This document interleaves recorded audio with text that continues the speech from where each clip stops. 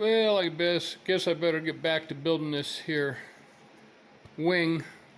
I've been busy flying and trying to keep my engine running on my airplane, and it just doesn't want to keep running, so I'm working on an FP201 for a guy. He's got extra engines. He's going to give me one for getting his plane in the air. So, all right, but I've been contemplating whether or not try to jack up my spars right at the beginning, and or to just remove all the hardware, because it's better to do the initial glue up of the ribs. It's better to do it down flat on the table, and then raise it up, jack the whole thing up, and get it perfectly level, using a level, perfectly straight and level and square. But the initial glue up, it's easier if it's down flat, because you have to tack the trailing edge material. You have to tack this down to the table, either clamp or even tack it down. I think I saw somebody doing with real small brads.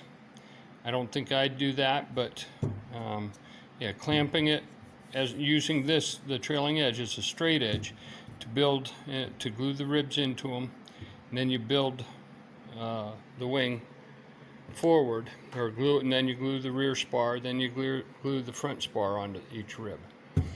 But the trailing edge is what keeps it all straight and square. And before I remove the hardware, I'll make a bunch of, I'll label them and then make a mark that makes it obvious where it goes and how it lines up.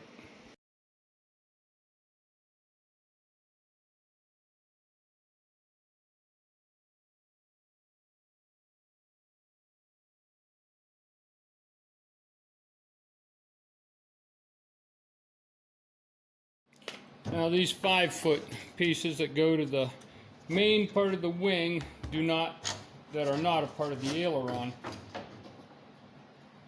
one end or the other is a 1/4 inch short of a foot. So, and the print doesn't really show which end is which, so you just have to pick one or the other and make it the inboard side, the root side. I put the shorter one. I always make the shorter one the root, and not that it matters, but that way you can choose which 5-footer. Now your 8-footer is already chosen, because your outboard, the outboard of the 8-footer has a notch in it, and the inboard end does not. So that's already chosen for you. And therefore this here is our right wing trailing edge for the aileron. So now I'm going to work. Well, let's get rid of the extra trailing edge for the left wing. Okay, I've organized the spars so that we're working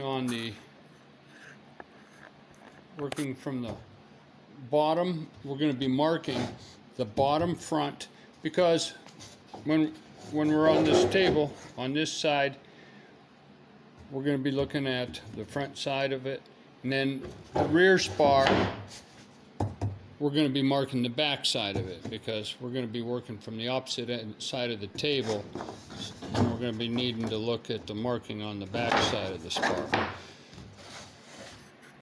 So we'll start with the rear spar, and well, actually we need to line this up using the square of the trailing edge, because the root is not square on the spars. So that's close enough. Okay, I'm getting frustrated trying to get back into this build after all the... I can't even find a pencil, but I don't like using a pen, but there we go. All right, so you just go across here and you mark each spot. I mark on both sides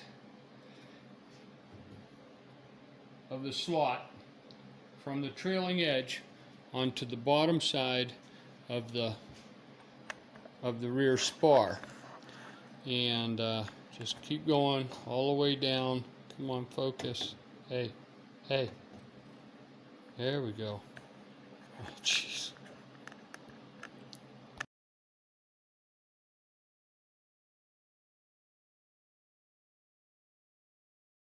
And then you do the same to the bottom, or yeah, that's the top.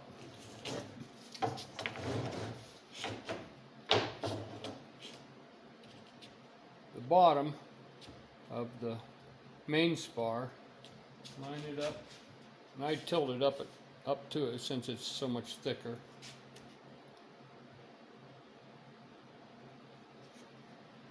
And do the same.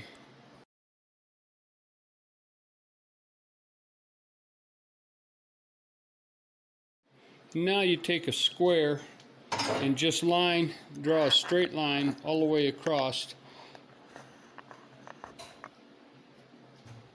to the top at each point, except of course the root you've cut back 1/4 of an inch, so the root rib is just going to be tilted in some, which is interesting because that was just a discussion on the Fisher Flying group I saw just today. Somebody was asking about that. So I draw both lines, and this again is the front side. Oh, let's look down that way. This is the front side of the main spar, and we're going to do the rear side of the rear spar because we'll be working from the rear of it. And you just draw the line straight up and across. That's it.